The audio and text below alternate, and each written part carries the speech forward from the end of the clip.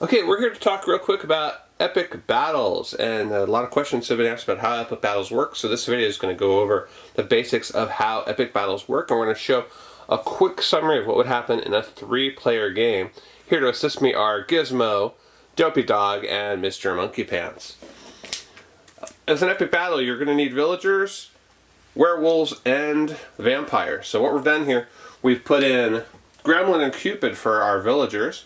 We've put in Vampire and the Count for our vampires, and we've put in Mystic Wolf and Werewolf for our werewolves.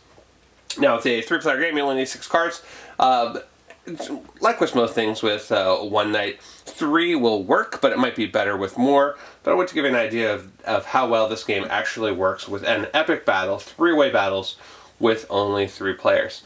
Now, I'm not going to go through and shuffle and do all this. We're just going to, again, thanks to our wonderful stand-ins here, let's assume that we had one of each of these folks became one of the different villagers. So we're going to give the Gremlin here to Gizmo.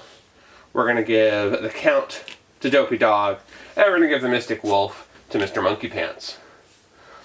We'll leave these other 3 cards in the center. In fact, I'll just turn those over because we're not going to be using them for anything at this point. Alright, so all 3 teams are represented.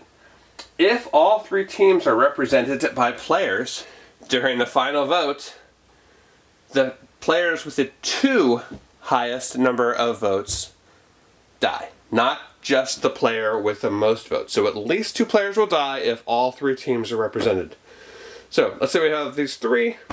Let's go in a situation where Gizmo and Mr. Monkey Pants are pointing at Dopey Dog.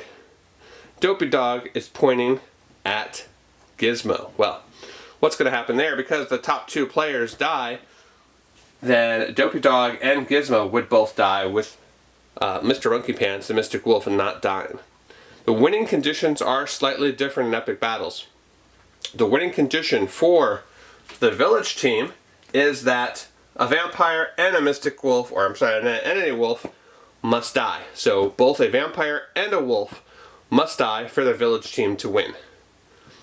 If you're a vampire, your winning condition is no vampires can die, and a werewolf must die. If you're a werewolf, your winning condition is no werewolves can die, but a vampire must die. Again, this is only if all 3 teams are in play. If one of those teams was entirely in the center, that wouldn't count. So we do this vote. Dopey Dog gets 2 votes. Gizmo gets 1 vote. Mr. Monkey Pants gets none. So, what we also have added to the game here are voting tokens. Now, 3 players, this is pretty easy to do, but we're just going to give you an idea of how this works. So, this little token here says number 1. He's got the most votes, so we're going to give that to Dopey Dog there. We're also going to give the second most vote token right here to Gizmo. No one had the 3rd most votes. Again, with the rules here, the players with the top 2 most votes, they're the ones that are killed, and 1 vote is enough to kill you in this particular setup. So, again, all rolls have to be with a player for this to work. So, what will happen then is we have 1 dead Count, we have 1 dead Gremlin, and we don't have a dead Mystic Wolf. In this case, the werewolves would win because not only did no werewolves die, but they also managed to kill themselves a vampire. Let's change things up a little bit. Let's say that Gizmo didn't get any votes at all. Instead, Dopey Dog gets his 2 votes, and instead, the Gizmo this time points to Mr. Monkey Pants. Alright, so Mr. Monkey Pants is going to get 2 votes. That's because Dopey Dog pointed at him. And Mr. Monkey Pants pointed at Dopey Dog, so he's got the 2nd most votes. In this case, the villagers would win. Why? Well, because both a vampire and a werewolf have died. The players with the most and 2nd most votes have died. Now, 3-way situation here. Everyone dies. So, everyone gets 1 vote. Because of our rule that says that, hey, 1 vote is enough to kill you, everybody dies. Who wins? Well, the villagers win in this case because they managed to kill both a vampire and a werewolf. So 3 players totally works. With more players, it's more interesting. You have a lot more interesting combinations. But you can do an epic battle with as few as 3 players, and it's actually a lot of fun. Alright. if you're in a situation where instead of having a vampire, there are 2 villagers, the game is played out as normal as if there were, in this particular case, no vampires in the game. So we have 2 villagers and a werewolf. Whoever gets the most votes dies. If it's a werewolf, the villagers win. If it's not, the werewolves win.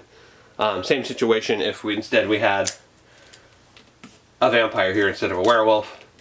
Same winning conditions here for Mr. Monkey Pants. He basically needs to make sure that no vampires, including himself or the person he turns into a vampire, that they don't die, and that that's the only thing that he has to worry about in order to win. If he was in a situation where he changed someone into a vampire, like this, and let's say we actually had a Mystic Wolf out here. Let's put the Mystic Wolf here.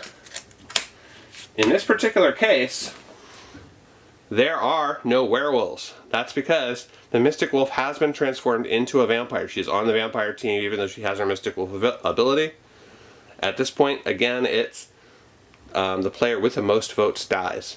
So the 2 vampires are making sure that they don't die. Even if one of them gets 1 vote and not the second most votes, they will not die because there actually are no werewolves that are actively playing in the game. So that's a brief summary of epic battles and how they work for One Night Ultimate Vampire when you combine it with One Night Ultimate Werewolf and Daybreak.